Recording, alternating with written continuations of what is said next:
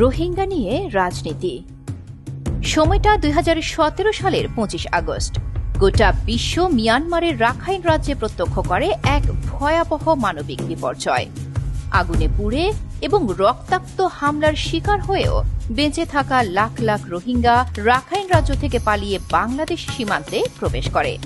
স্থানীয় বাংলাদেশি কমিউনিটির উদার সমর্থন, তৎকালীন বাংলাদেশ সরকারের নেতৃত্ব এবং বহুজাতিক সহায়তায় তাৎক্ষণিক সংকট কাটিয়ে ওঠা সম্ভব হলেও এই সংকটের স্থায়ী কোনো সমাধান আদৌ হয়েছে কি? মিয়ানমারের রাখাইন রাজ্য থেকে পালিয়ে আসার 6 বছর পরও বাংলাদেশে থাকা প্রায় 10 লাখ রোহিঙ্গা শরণার্থীর দেশে ফেরার সম্ভাবনা দেখা যাচ্ছে না। এদিকে মিয়ানমারে 2021 সালের সামরিক অভ্যুত্থান বড় আকারের প্রত্যাবাসনের সম্ভাবনাকে আরও ক্ষীণ করেছে।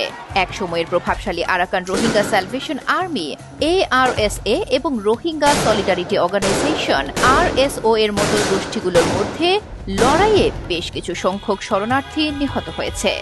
মুক্তিপণের জন্য শরণার্থীদের অপহরণ করছে সশস্ত্র গোষ্ঠী ও অপরাধী চক্রগুলো। বাংলাদেশের আর্মড পুলিশ ব্যাটালিয়ন 2020 সালের জুলাই থেকে শরণার্থী শিবিরের নিরাপত্তার দায়িত্বে থাকার পরেও অপহরণের ঘটনা 2023 সালে প্রায় 4 গুণ বেড়েছে। 2018 ও 2019 সালে দুটি ব্যর্থ প্রচেষ্টার পর 2023 সালের শুরুর দিকে নেপিডো এবং ঢাকা প্রত্যাবাসনের একটি পাইলট প্রকল্প নিয়ে অগ্রসর হয়েছিল। এই প্রকল্পের আওতায় প্রথম পর্যায়ে 1000-এরও বেশি শরণার্থী ফিরতে পারে।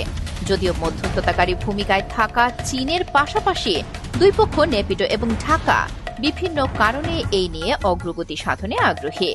আন্তর্জাতিক পক্ষগুলোর সাথে অংশীদারিত্বের ভিত্তিতে বাংলাদেশকে এই সমস্যার দ্রুত সমাধান করতে হবে। তা না হলে অদূর ভবিষ্যতে এই সংকট বাংলাদেশের জাতীয় নিরাপত্তাকে কঠিন হুমকির মধ্যে ফেলবে।